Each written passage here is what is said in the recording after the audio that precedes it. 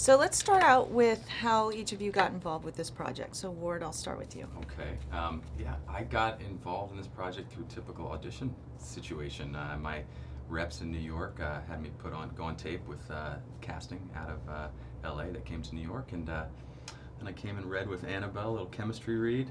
It actually was like 2 months after I'd originally auditioned before I found out that we were doing a chemistry read, which was quite exciting. A lot of times that stuff goes off and you never hear about it again. But yeah, I think we got together, I guess we had some chemistry, and it worked out. Annabelle?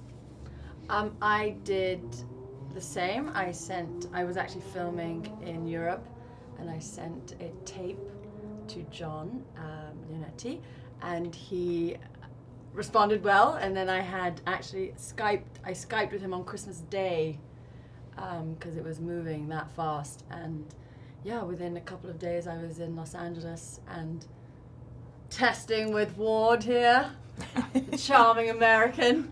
And the rest is history. And can you tell us about who you play and a little bit about your character?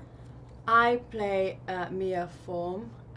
She is a kind of housewife in the late 60s, dealing with she's pregnant, and she is quite an interesting character because for me it was clear that there was something about her that had, she was very intuitive, and she's quite quiet. It's the early 70s, but she's still of another time. She's a classic heroine in this type of movie, and she's quite a subtle storm of a person, quite a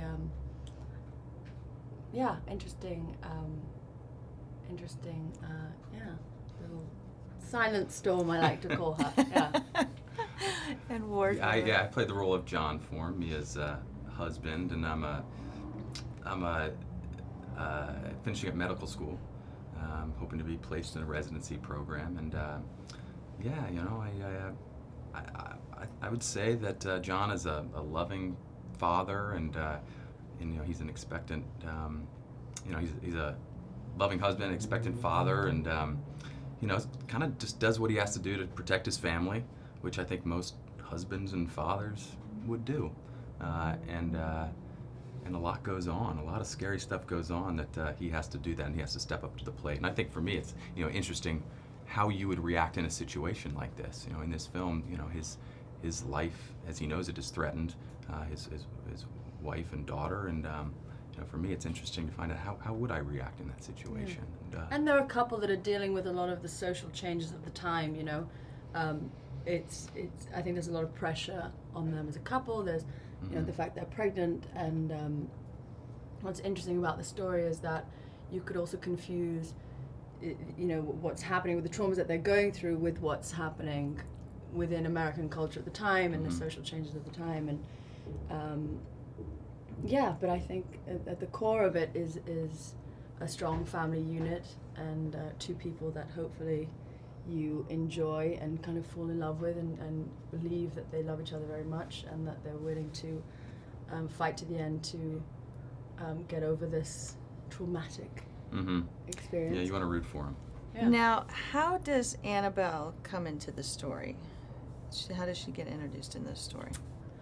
Well, my character, Mia, she is a collector of dolls, bespoke, lovely-looking things. Very and lovely. She's been searching for this one particular doll, and as a gift, a kind of moving We call it a push present here in the push United States. present. Yes. He gives her this lovely-looking doll. She asked for it, though. She asked I for this apparently doll. begged for it. And that's how she comes into our life. And there's a moment, I felt very much that, there was like a moment where she's just transfixed by this thing. It's almost foreshadowing that she knows something. There's like an energy there. There's that scene where So why did you take the doll if you knew that something bad was going to happen? She's masochistic.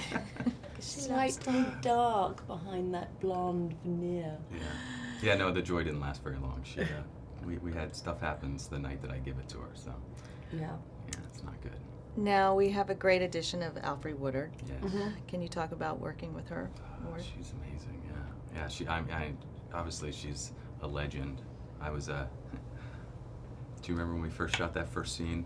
The first time that I meet her, you introduced her to me outside, and I was a little starstruck, I guess, because the line is me. I say, "Hi, I'm John," and the first thing I said was, "Hi, I'm Ward." Yeah. Totally ruined the take. I was kind of in my own, I definitely was a little starstruck. She's amazing. She was so sweet, so giving. She did a 5-minute video for my daughter, who was studying Mandela at the time in school, and she offered to do this video where she talks about her experience with Mandela and the time that she had spent with him, and it was amazing. I mean, for her just to offer to do that, and then it made my daughter's day. She was loving it. Yeah, fantastic. Yeah, I think someone like Alfre really adds a weight to the film, and I remember when they hadn't cast that role yet, and there were, they were talking about who they were going to get on board, and when she signed on, I think for me it really made me very excited about the movie and the prospect of working with someone of that caliber. And when you're around someone like that as an actor, you just want to sit back and observe and take the lessons that you have in front of you. And she she's a tour de force. She's an actress, but many other things, and it was wonderful to work with her. That's great. Now, what do you hope that what do you think audiences can expect out of this film? They will be scared. They won't want to go home. They may never look at a doll again in the same way. They will. Hopefully, we'll have a lot of Annabelle doll Halloween costumes. That would mean it's huge, right? If that's what you see at Halloween. Yeah. A lot of Halloween costumes. I think it's different. I think it's a throwback to a time where the genre was very celebrated. In the 70s, there's such iconic time for horror, and I do feel it's a definite homage to that time, to Polanski, to Kubrick, to all the greats of that era. And I think we have such an intelligent audience nowadays that it's important to give them something that they feel is justifies where we're at as a collective audience. You know what I mean? Like it's different in that it's not what you expect. There's a subtlety there. There's a psychological element. There's nothing obvious, and I think the mind games that you play with yourself when watching it make it more of an interesting piece of cinema. Well, I think that's what that John and our creative team has done so well, is everything is based in reality, and there were no shortcuts, there were no gimmicky things. It was it's all going to feel very real. So I hope that people feel that they've been through an experience together, and they came out the other side. Yeah, and it's scarier that it stems from truth, from case files that are real. I mean, yes, we've for cinematic purposes, we've embellished the stories, but it does stem from a truth, and I think that's far scarier when you can look at something and think it's so far-fetched and so far removed from your reality, but really it came from someone's truth, whether or not you believe or not. Right.